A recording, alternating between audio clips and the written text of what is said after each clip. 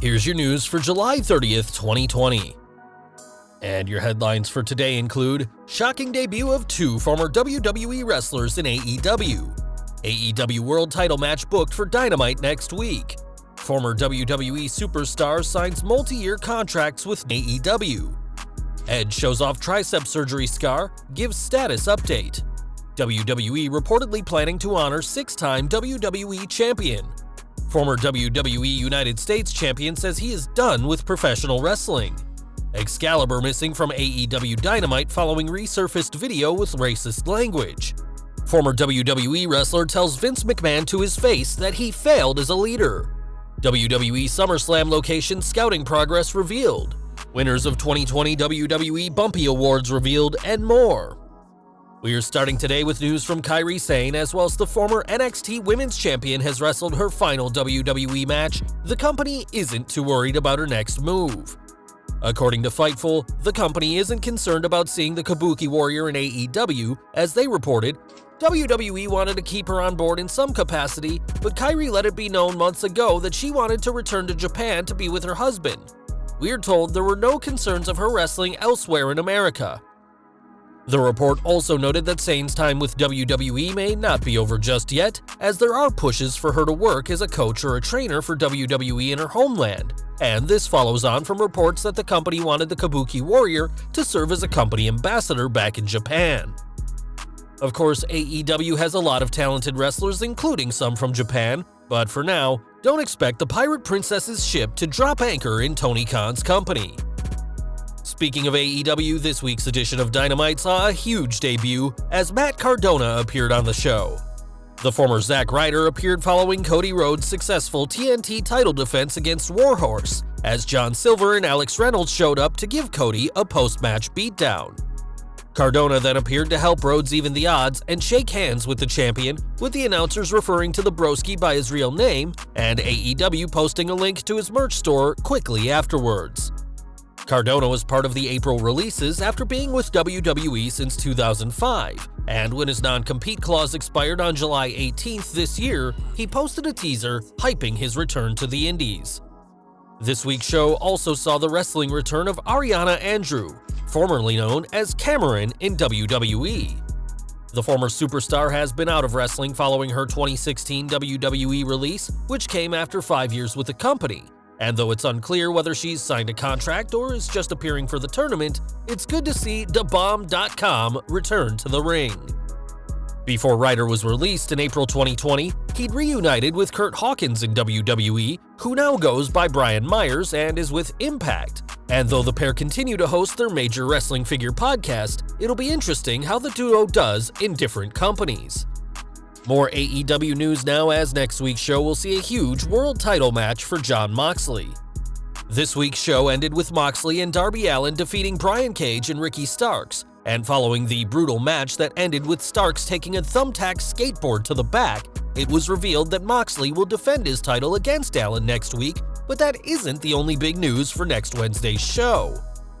It's been confirmed that Matt Cardona will make his in-ring debut for AEW when he teams with Cody to face Alex Reynolds and John Silver of the Dark Order, whilst other members of the Sinister Group will face FTR, the Young Bucks and Kenny Omega, and Hangman Page.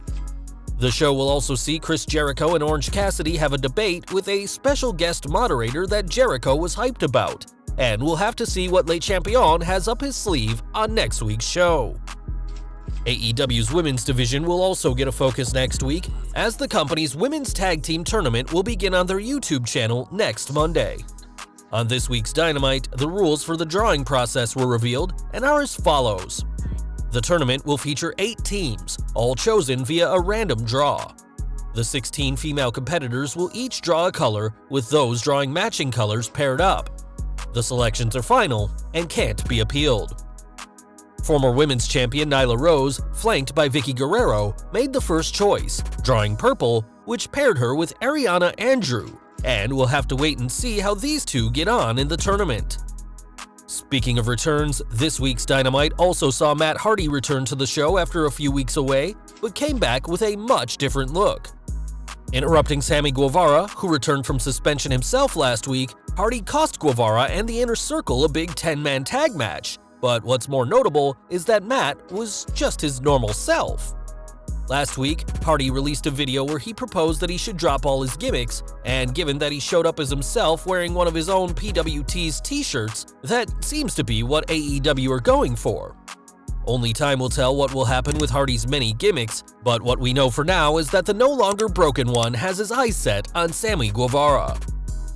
Dynamite this week also saw a huge contract signing, though it wasn't for a match, but instead to confirm that FTR are official AEW stars.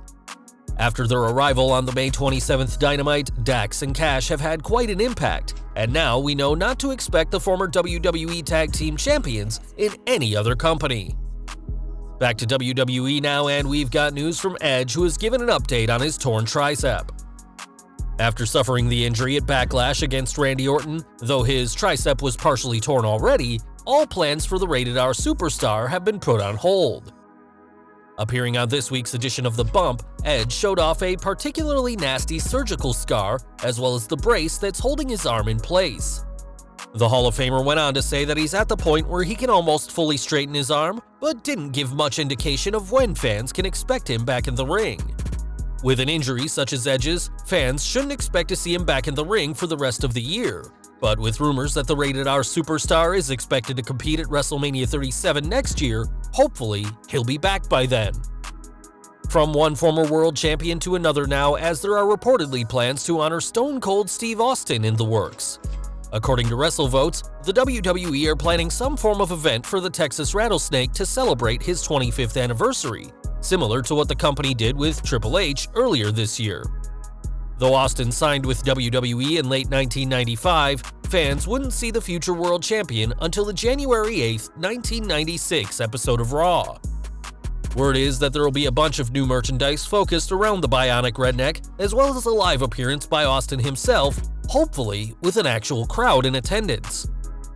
There's hopes that WWE will be able to bring fans back to the arenas this fall, and hopefully Austin will get to celebrate his truly incredible career in front of legions of fans when the time is right. We've got news from former WWE superstar Rusev, who now goes by Miro, as the Bulgarian has said he's officially done with professional wrestling. Ever since his release in April, the three-time former United States champion has been happy enough on Twitch, and when he was asked about a WWE return during a recent Twitch stream, he broke his big news, saying, I'm done with wrestling. I'm a professional Twitcher now." Miro is seemingly doing pretty well on Twitch since he's gone pro, and added that whilst he did send a text to Vince McMahon after his release, he didn't receive a reply. Given that Cody Rhodes recently commented about possibly bringing the former Rusev to AEW, it's hard to tell if the former superstar is actually done. But for now, the Bulgarian brute seems to be more than happy getting paid by a full lobby to play video games. Over to NXT now, and there's been some big matches booked for next week's show. Rhea Ripley and Dakota Kai will battle in a #1 contenders match, with the winner being next in line for Io Shirai's NXT Women's Championship.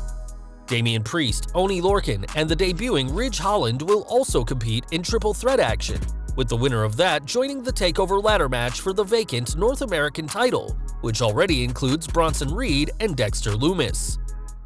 Imperium will also be defending their NXT Tag Team titles against the Undisputed Era next week, and whilst the Undisputed Ones will be hoping to regain some gold following Adam Cole's NXT title loss, that'll be easier said than done against Imperium. Back to AEW now, and if this week's episode of Dynamite sounded different to you, there's a reason why. On this week's show, Jim Ross, Tony Schiavone, and Taz provided commentary, and there was no mention of Excalibur, who usually calls the action. Multiple videos surfaced this week of Excalibur using the N-word, which got him and AEW a lot of unwanted attention, and a young Kevin Owens can be seen in one of these videos. We've heard no word from AEW about this situation, and Excalibur has been silent about the videos as well. And it's interesting that they made no reference to Excalibur's absence on this show, as the company usually explains why someone's away. Of course, this is an ongoing story and we'll provide an update as it develops, though things don't look good for the announcer. Over to Impact Wrestling now, as Eric Young is doing much better in his old stomping ground than his time in WWE. While speaking to Chris Van Vliet this week, the former Sanity member had plenty to say about his time in Vince McMahon's company and even revealed some hard truths that he said directly to Vince McMahon himself. He said, "If you have a 3-hour television show, pro wrestling television show, and you can't find something for me to do, then you're failing as a leader," Young told Vince. "Plain and simple, you failed your company, you failed the shareholders, you failed the fans, and you failed yourself." That was quite a brave thing for EY to say to his then boss, and it's probably not a huge surprise that Young ended up on the release list shortly afterwards. While some may see this as Young sabotaging his own WWE career, the fact remains that WWE's ratings are dwindling, shareholders are angry, and company stock isn't being recommended anymore. And all this together means it looks like Young's harsh words may have been true. We're looking ahead to SummerSlam next, as the company is creating a ton of buzz for their biggest party of the summer. We've previously reported that the show won't be at Boston's TD Garden, though WWE hasn't confirmed a new location. And now there's a report saying that the company is looking at a venue in the Northeast. Rhode Island was one of the names considered, as the state hasn't had a main roster pay-per-view since Backlash 2009, and now New Hampshire has been thrown into the mix. It's worth noting that these are still early stages for the company, who didn't even apply for hosting the shows, as it's being reported that this scouting took place over a month ago. The idea of hosting SummerSlam outside of the Performance Center is to bring back an actual crowd to WWE, something the company hasn't had luck with yet, and ultimately, this decision is up to the local governments. It's also been reported that somewhere like Myrtle Beach, Puerto Rico, or even a boat could be the host of SummerSlam. But for now, the person who has the best idea what's going to happen is Vince McMahon himself. And finally today, we're ending with news from The Bump, as the show has given its first ever half-year awards for the Superstars of 2020. In unquestionably the strangest year in WWE history, Kayla Braxton hosted the special virtual awards ceremony, which saw superstars in big moments be recognized for their achievement. The Golden Role Models took the Tag Team of the Year, whilst Johnny Gargano vs. Tommaso Ciampa was deemed the Rivalry of the Year. Unsurprisingly, the greatest wrestling match ever between Edge and Randy Orton took the Best In-Ring Match, whilst it was the Boneyard match that took its spot as the Best Cinematic Match of the half-year.